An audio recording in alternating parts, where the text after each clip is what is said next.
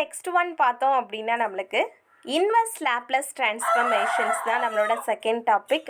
Inverse Laplace டிரான்ஸ்ஃபர்மேஷன்ஸை பொறுத்த வரைக்கும் first one நம்மளோட லேப்லஸ் டிரான்ஸ்ஃபர்மேஷன்ஸ் இது வரைக்கும் எப்படி நம்ம டிஃப்ரெண்ட்டாக எழுதியிருக்கோமோ, அதாவது ஒரு லேப்லஸ் டிரான்ஸ்ஃபர்மேஷன்ஸ் ஆஃப் ஃபங்க்ஷன்ஸில் நம்ம எப்படி டிஃபைன் பண்ணோமோ அதுக்கு ஆப்போசிட்டாக இருக்கிறதா நம்ம இன்வெர்ஸ். ஆல்ரெடி நம்ம பல எக்ஸாம்பிள்ஸ் சொல்லியாச்சு.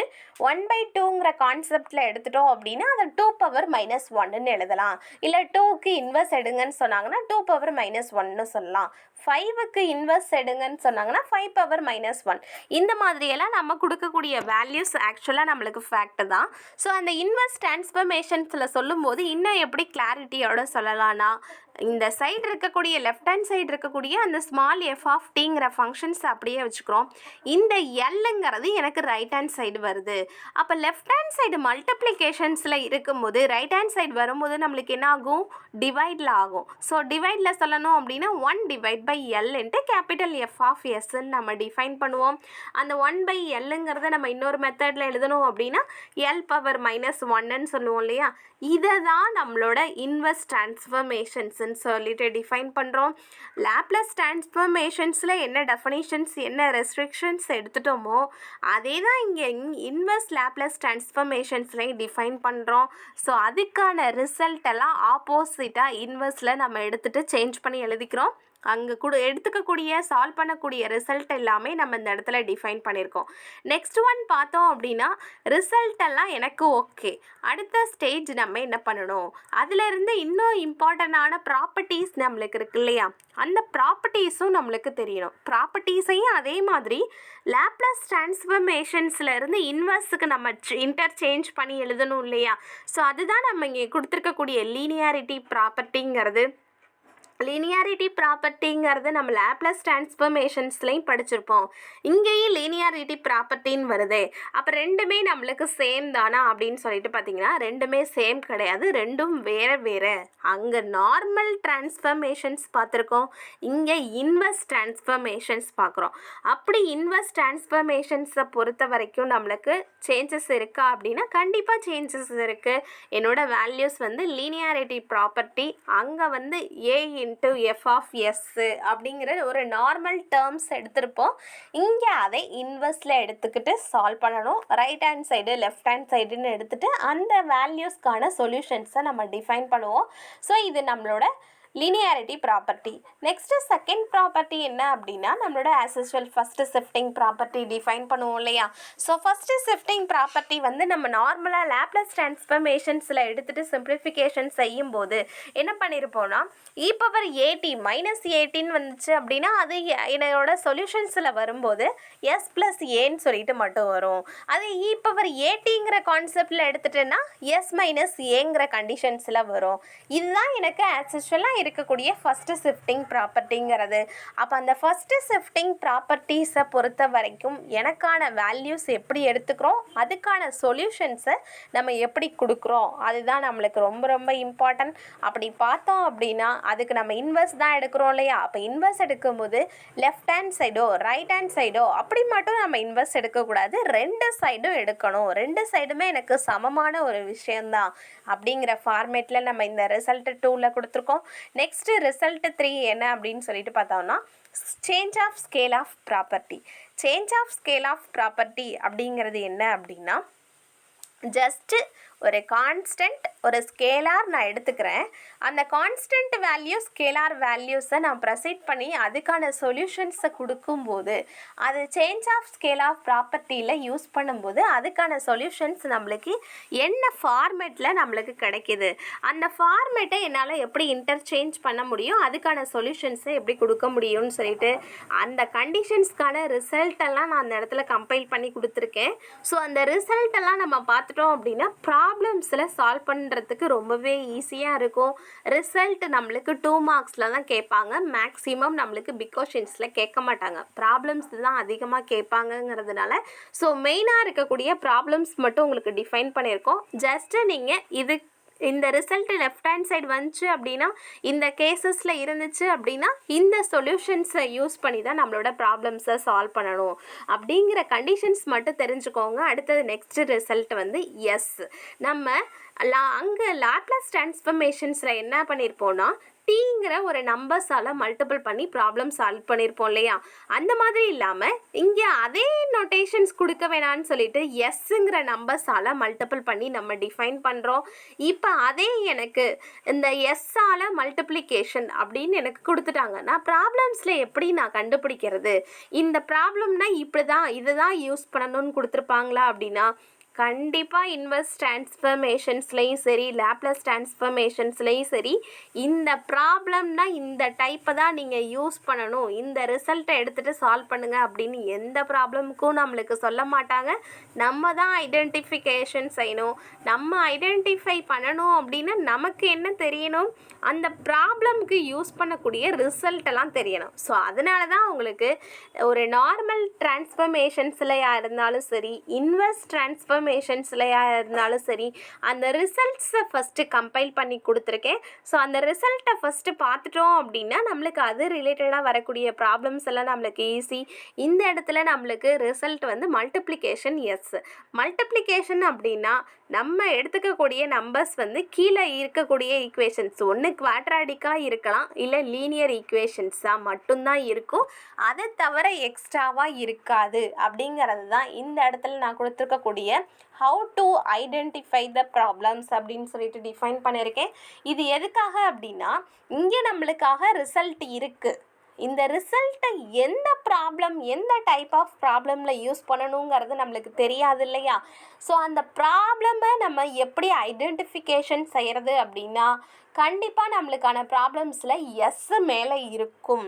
சப்போஸ் சில டைம்ஸ் எஸ் ஸ்கொயர்ட் கூட இருக்கலாம், அது பிரச்சனை கிடையாது. கீழே கண்டிப்பாக எப்படி இருக்கலாம்னா குவாட்ராடிக் ஈக்குவேஷனாவோ லீனியர் ஈக்குவேஷன்ஸாவோ இருக்கணும் அப்படிங்கிறது தான் கண்டிஷன்ஸ். குவாட்ராடிக் ஈக்குவேஷன்ஸ்னால் என்ன?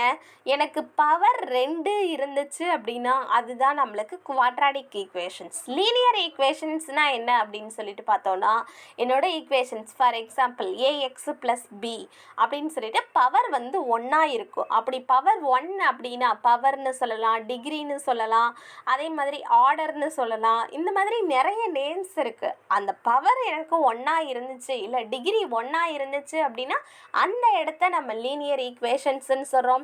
அடுத்தது நெக்ஸ்ட்டு ரிசல்ட் என்ன அப்படின்னா, சப்போஸ் எனக்கு டிவைடில் வந்துச்சு அப்படின்னா அதுக்கு நம்ம என்ன பண்ணுறது, அதுக்கான சொல்யூஷன்ஸை எப்படி கொடுக்கறது, அது அந்த ப்ராப்ளம் எனக்கு டிவைடில் தான் வந்திருக்கு அப்படிங்கிறது எப்படி நான் ஐடென்டிஃபிகேஷன் செய்கிறது அப்படின்னு சொல்லிட்டு பார்த்தோன்னா, இந்த இடத்துல எனக்கு நம்ம லாஸ்ட்டாக லாப்லாஸ் ட்ரான்ஸ்ஃபர்மேஷன்ஸில் என்ன பண்ணியிருப்போம்னா, ஜஸ்ட்டு மல்டிபிள் பண்ணிட்டு தான் அந்த இடத்துல நம்மளுக்கான சொல்யூஷன்ஸை கொடுத்துருப்போம்.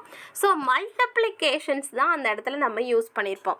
ஸோ மல்டிப்ளிகேஷன்ஸ் இன்டூ டீன்னு போட்டிருப்போம். இன்னொரு ரிசல்ட்டில் வந்து டிவைட் பை டீங்கிறத யூஸ் பண்ணியிருப்போம். ரெண்டுத்துக்கும் ஒரே ரிசல்ட் இருந்துச்சுன்னா நம்மளுக்கு கன்ஃபியூஸ் ஆகும். அப்படிங்கிறத அவாய்ட் பண்ணுறதுக்கு நம்ம எஸ்ஸுங்கிற நோட்டேஷன்ஸ் இங்கே ஃபுல் அண்ட் ஃபுல் யூஸ் பண்ணிக்கிறோம். So divide by s. மேலே எனக்கு என்ன டேர்ம்ஸ் வேணாலும் இருந்துக்கலாம். லாக்ரதமிக்காக இருக்கலாம், இல்லை ஹைப்பர்போலிக்ஸாக இருக்கலாம், இல்லை அதே ட்ரிக்னாமெட்ரிக்ஸாக இருக்கலாம், இல்லை எக்ஸ்போனென்ஷியலாக கூட இருக்கலாம், இல்லை நார்மலாக குவாட்ராடிக்கு கியூபிக்கு ஈக்குவேஷன்ஸாக கூட இருக்கலாம். அதை தான் நம்ம இந்த இடத்துல எனி டேர்முன்னு டிஃபைன் பண்ணுறோம். கீழே பார்த்தோம் அப்படின்னா எஸ் இன்ட்டு 1 டேர்முன்னு சொல்லி கொடுத்துருக்காங்க இல்லையா? S into s plus 1, s plus 2, s minus 5, இந்த மாதிரி ஏதாவது ஒரு சிங்கிள் டேர்ம் இருக்கும். அப்படி சிங்கிள் டேர்ம்ஸ் இருந்துச்சு அப்படின்னா அதுதான் எனக்கு டிவைடில் வரக்கூடியதுன்னு சொல்லிட்டு நம்ம டிஃபைன் பண்ணுறோம். அப்படி இருந்துச்சு அப்படின்னா அந்த ரிசல்ட்டு 5 யூஸ் பண்ணி தான் நம்ம சால்வ் பண்ணணும். இப்படி நம்ம ஐடென்டிஃபிகேஷன் செய்யலான்னு சொல்லிட்டு இந்த ப்ராப்ளம் ஐடென்டிஃபிகேஷனும் டிஃபைன் பண்ணியிருக்கோம். அடுத்தது நெக்ஸ்ட்டு ரிசல்ட் பார்த்தோம் அப்படின்னா இன்வெர்ஸ் லாப்லாஸ் ட்ரான்ஸ்ஃபர்மேஷன்ஸ்க்கான டெரிவேட்டிவ்ஸ். அங்கேயும் நம்ம டெரிவேட்டிவ்ஸ் பார்த்தோம், இன்டெக்ரல்ஸ் யூஸ் பண்ணோம் இல்லையா? அதே மாதிரி இங்கேயும் நம்ம டெரிவேட்டிவ்ஸ்னால் என்ன, இன்டெக்ரல்ஸ் ஃபார்மேட்டை யூஸ் பண்ணால் அதுக்கு எப்படி நம்ம சொல்யூஷன்ஸ் கொடுக்கறது, அது ரிலேட்டடாக ப்ராப்ளம்ஸை எப்படி ஐடென்டிஃபிகேஷன் செய்கிறது அப்படிங்கிறதெல்லாம் இந்த இடத்துல நம்ம டிஃபைன் பண்ணியிருக்கோம்.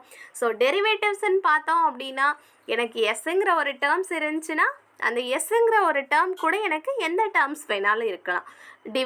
டிவைடில் எனக்கு கண்டிஷன்ஸ் எப்படி எடுத்துக்கிறேன்னா குவாட்ராடிக் ஈக்குவேஷன்ஸ் மட்டும் இல்லாமல் அதில் பவர் 2வும் இருக்கணும். அப்போ ஃபார் எக்ஸாம்பிள் இந்த இடத்துல என்ன டிஃபைன் பண்ணலாம்?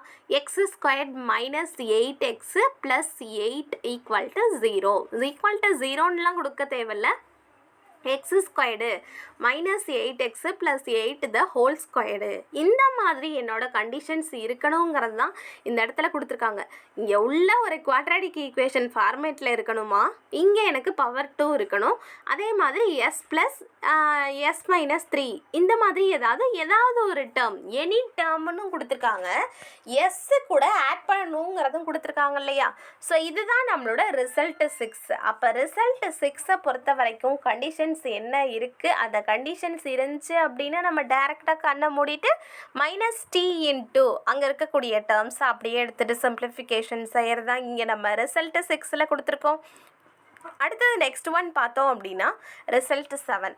ரிசல்ட் 7ல் என்ன இருக்குதுன்னு சொல்லிட்டு பார்த்தோன்னா என்னோட வேல்யூஸ் நார்மலாக ஒரு ஃபங்க்ஷன்ஸில் தான் இருக்குது. இது வரைக்கும் நம்ம லாக் ஃபங்க்ஷன்ஸோ, அதாவது லாக் ஃபங்க்ஷன்ஸ்னால் என்ன மீனிங்னா logarithmic functions, log of 2x, log of 5x - 8 இந்த மாதிரியெல்லாம் நம்ம லாக்ரதமிக் யூஸ் பண்ணி சால்வ் பண்ணுவோம் இல்லையா? அப்படி எனக்கு லாகில் வந்துச்சு அப்படின்னா, இல்லை cot of 2x, cot 2x, cot 5x, tan 2x இந்த மாதிரி எனக்கு ட்ரிக்னாமெட்ரிக் வேல்யூஸும் வந்துச்சு அப்படின்னா அதுக்கு நீங்கள் கண்ணை மூடிட்டு நம்மளோட இந்த ரிசல்ட் 7 தான் யூஸ் பண்ணணும். ஸோ ரிசல்ட் 7 படி இங்கே இருக்கக்கூடிய கண்டென்ட்டில் என்ன பண்ணணும்னு சொல்லிட்டு பார்த்தோன்னா லாப்லஸ் இன்வர்ஸ் டிரான்ஸ்ஃபர்மேஷன்ஸை யூஸ் பண்ணி நம்ம சிம்பிளிஃபிகேஷன் செய்கிறோம். ஸோ இதுதான் நம்மளோட ரிசல்ட் 7. நெக்ஸ்ட் ஒன் பார்த்தோம் அப்படின்னா ஆஸ் யூஷுவல் நம்மளோட செகண்ட் ஷிஃப்டிங் ப்ராப்பர்ட்டினா என்ன பண்ணணுங்கிறத ஸ்டார்டிங்கே நம்ம கொடுத்துட்டோம். பட் ப்ராப்ளம் ஐடென்டிஃபிகேஷன்ஸுங்கிறது நம்மளுக்கு தெரியாது இல்லையா? அந்த இடத்துல நம்ம டிஃபைன் பண்ணல இல்லையா? ஸோ ப்ராப்ளம்ஸை எப்படி ஐடென்டிஃபிகேஷன் செய்யலான்னா எனக்கு எக்ஸ்போனென்ஷியல் வந்திருக்கும், அந்த எக்ஸ்போனென்ஷியல் பக்கத்தில் ஏதாவது ஒரு டேர்ம்ஸ் இருக்கும்னு சொல்லிட்டு மட்டும் கொடுத்துருக்கோம். ஸோ ஏதாவது ஒரு டேர்ம்ஸ் இருந்துச்சு அப்படின்னா அந்த இடத்துல நம்ம டைரெக்டாக கண்ணை மூடி செகண்ட் ஷிஃப்டிங் ப்ராப்பர்ட்டியை அப்ளை பண்ணிடலாம். ஸோ இந்த ப்ராப்பர்ட்டிஸை நம்ம அப்ளை பண்ணி எப்படி அப்படிங்கிறது தான் இந்த இடத்துல இருக்கக்கூடிய இந்த இன்வர்ஸ் டிரான்ஸ்ஃபர்மேஷன்ஸை பொறுத்த வரைக்கும் நம்மளுக்கான டைப்ஸ். ஸோ இன்வர்ஸ் டிரான்ஸ்ஃபர்மேஷன்ஸை பொறுத்த வரைக்கும் டோட்டலாக எனக்கு 8 ரிசல்ட் இருக்குது. நம்ம கம்பைல் பண்ணி இருக்கக்கூடிய எல்லா ரிசல்ட்டுமே நம்ம கொடுத்துருப்போம். ஃபஸ்ட்டு ஷிஃப்டிங் ப்ராப்பர்ட்டியாக இருந்தாலும் சரி, செகண்ட் ஷிஃப்டிங் ப்ராப்பர்ட்டியாக இருந்தாலும் சரி, அதே மாதிரி அந்த ப்ராப்ளம்ஸை எப்படி நம்ம ஐடென்டிஃபிகேஷன் செய்யணும். ஒரு எஸ்ஸால் மல்டிபிள் பண்ணியிருந்தாங்கன்னா அதுக்கு சொல்யூஷன்ஸ் என்னால் எப்படி கொடுக்க முடியும், அதே நான் டிவைடில் யூஸ் பண்ணேன் அப்படின்னா அதுக்கான ரிசல்ட் என்னால் எப்படி கொடுக்க முடியும் அப்படிங்கிறது இந்த கண்டென்ட்டில் எல்லாமே நம்ம கொடுத்துருக்கோம்.